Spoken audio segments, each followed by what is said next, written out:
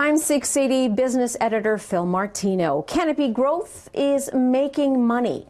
The Smith Falls, Ontario-based company says it generated $97 million of revenue in the 3 months ended December 31st, including its first sales of non-medical cannabis products, up from $21 million in the previous year's fiscal third quarter. It recorded a loss from operations for the quarter, but turned a net profit due to gains on the fair value of its assets and liabilities. Danielle Shea with Simpler Trading says it's a bit early to give this report too much analysis. What I think are the most important pieces of this report are, number one, the amount of cannabis that was actually sold after weed became legal. I mean, that is just showing a huge amount of growth overall, and the amount of investment and cash they have on hand is just absolutely huge and gives them a huge amount of growth potential. Canopy Growth is one of Canada's largest cannabis producers. The Liberal government is giving $40 million in federal funding to Blackberry. This to help the company develop self-driving car technologies. Blackberry, the one-time smartphone leader, is now working on advanced software for autonomous vehicles. Blackberry says its QNX software is already in tens of millions of cars, guiding systems related to driver assistance, hands-free features, and entertainment consoles. A government official says the federal money to come from the Strategic Innovation Fund will go towards software development and skills training for workers. Fewer people are going to the movies.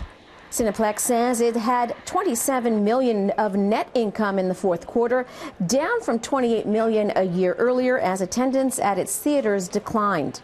Attendance at Cineplex theaters was down 3% from a year earlier, but box office revenue per patron was up, and so was concession revenue per patron. Ellis Jacobs, CEO and president of Cineplex Entertainment, says overall 2018 was a record year, and they're looking forward to a big year in 2019. It's no secret weddings can get super expensive. The cost of an average wedding in Canada is $46,000.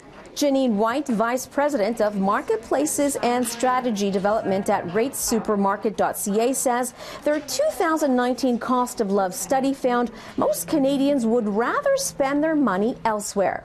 84% of Canadians said yes, they would put that wedding fund towards something else. So the first thing that was mentioned is they would take that money and put it as a down payment on a home or a condo. And then the second thing behind that, at another 40%, they would use that money to go traveling. So very different than when that money used to be spent mostly on a wedding. The survey found close to 40% of married Canadians wish they spent their wedding money on a down payment, and that a third of all Canadians said they would spend less than $5,000 on a wedding, highlighting a shift in how Canadians view their finances and the emphasis on other milestones such as buying a house. I'm Fil Martino in the 680 News Business Center for City News.